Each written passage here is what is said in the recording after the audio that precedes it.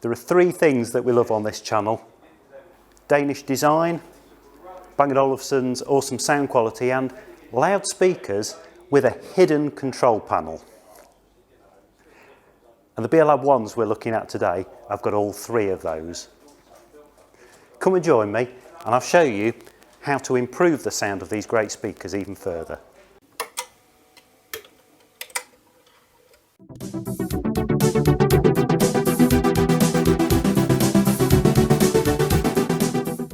I'm Steve from Sounds Heavenly. If you haven't been to the channel before, basically here we will give you impartial advice on getting the best from your Bang & Olufsen speakers, TVs and music systems.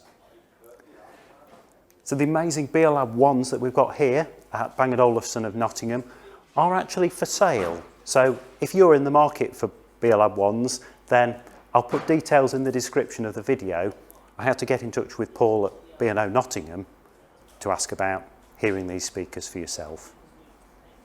So let's cover what it actually is so special about these. Well, first of all, you probably see from the height, I'm 6 feet tall, and even standing in front of these, they tower over me. 184 centimetres tall. They're by far the highest speaker Bang & Olufsen have ever made. Their baby brother, the Beolab Penta, comes up to just here at 165 centimetres high. These are probably the tallest domestic loudspeakers in regular use. I think Steinway Lingdorf's Model D speaker is a little bit higher, but they're certainly not stylish in any way in the way that these Beolab ones are. Produced from 1999 until around about 2006, if I remember right. They are the real monsters of the B&O range, and quite an intriguing speaker.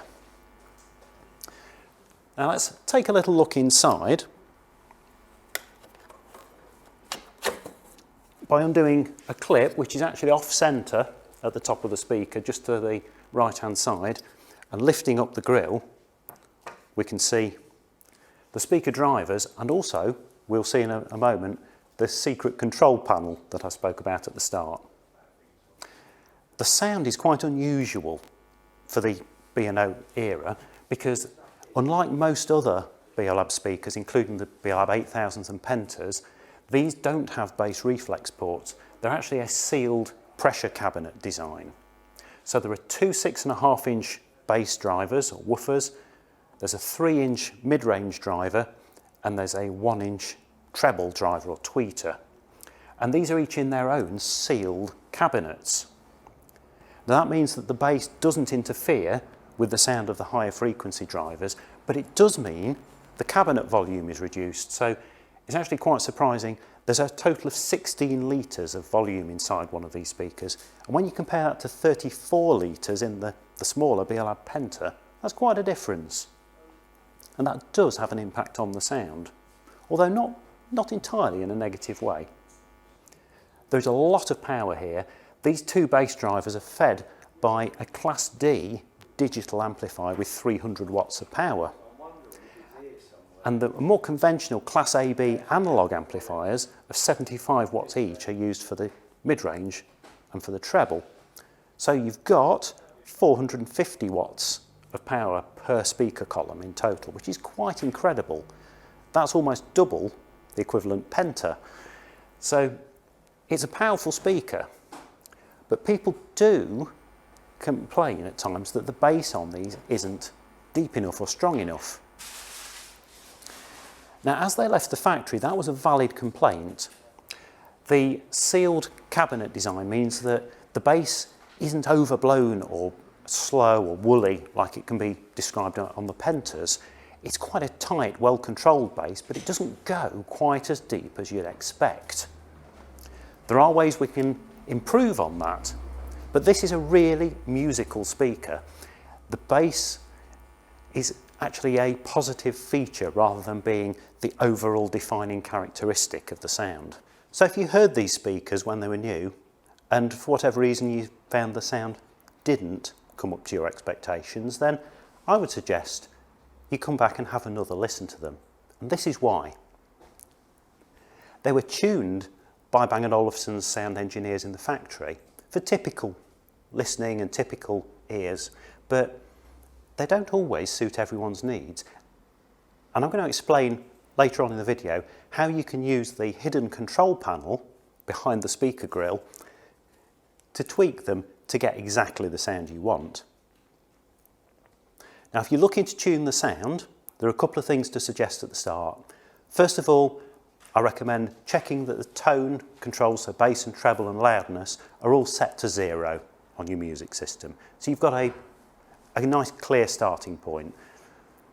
The worst case would be if your bass is turned right down on the CD player, and then you'll find whatever you do to the speakers, you won't be able to get the bass sounding right. So turn off the loudness, set the bass and treble to 0, and then get a friend to help you, because these speakers weigh 36 kilos apiece.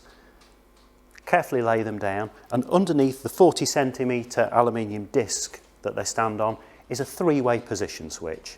That's marked free, wall and corner. The intention was that it would balance the sound of the speaker depending on where you put it in the room. For example, you place the speaker right in the corner of the room and the walls naturally amplify the bass. So the corner position cuts the sound by about 3 decibels. The wall position leaves the bass unchanged, and the free position, intended for the speaker to be out in the middle of a room, actually gives around about 3 decibels boost to the bass. So if you find that the bass isn't as powerful or forceful as you expect at first listen, I'd suggest don't always stick rigidly to the correct position for that switch. If the speakers are in the corner of the room, of course start with the corner setting, but feel free to move it to wall or even to free so that you can start to let the speaker naturally boost its bass. And if you're still not happy with the overall sound balance, that's where the hidden control panel comes in. Located behind the grille and just below the grey sticker that has the speaker serial number printed on it are 3 very tiny adjusters. One to the left, one in the centre just behind the grille clip, and one on the right. These are variable resistors or volume adjusters. The left one adjusts the level of the mid-range speaker between 800 and 4000 Hertz. The central one adjusts the high frequency, so between 4000 and 20,000 Hertz. And the right-hand one adjusts the bass, so 39 Hertz up to 800 Hertz. I would strongly recommend, before you touch those at all, note down, look very carefully, take a photograph or note down, ideally on the sticker here, the positions of those 3 dials, because it's really useful to be able to get back to the factory settings if you need to at any point. And you'll see those dials are numbered 1 to 9 inside, and there's a little arrow so that you can actually give a numeric value for those. And all you need to do is, with a small screwdriver, make a slight turn. I would suggest just 1 notch one way or 1 notch back, and that way you can adjust either the mid-range, the high frequencies or the bass.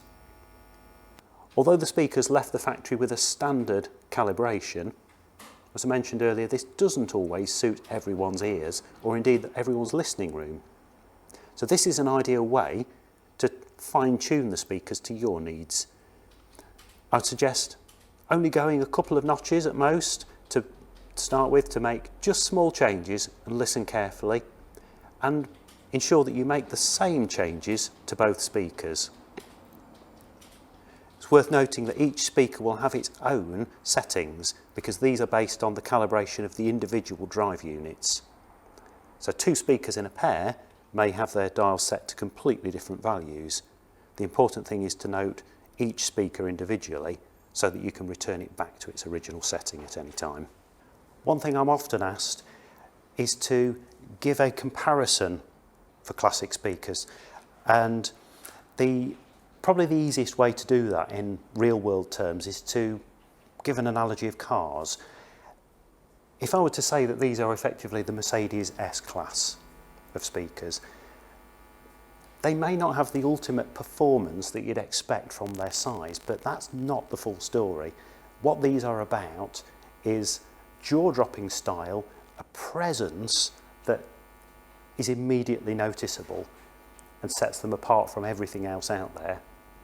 And also just that ease of use. They have a nice, pleasant sound that can flow through and do the job and play your music happily for many years, just in the way you'd expect, for example, a Mercedes to just do its job happily and effortlessly. The smaller Beolab Pentas that I mentioned earlier, they're more the BMW M5 or Jaguar XJR Sports Saloon. It's all about the performance. It's slightly anachronistic, quite a characterful and coloured sound, something you would either love or hate. But this is a smoother, easier listen, not quite the depth or power of bass, but plenty of sound. And in the right room, ideally if you've got for example, a barn conversion with double height ceiling, a pair of Beolab 1s would be an incredible sound and style statement. So I hope this video encourages you to have another listen to these amazing speakers, even if you heard them straight out of the factory or in the showroom back in the day and thought they weren't for you.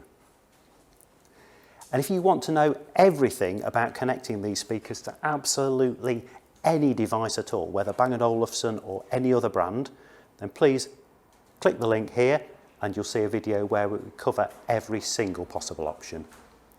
Thank you very much for watching, and thank you to B&O Nottingham for letting us feature these speakers.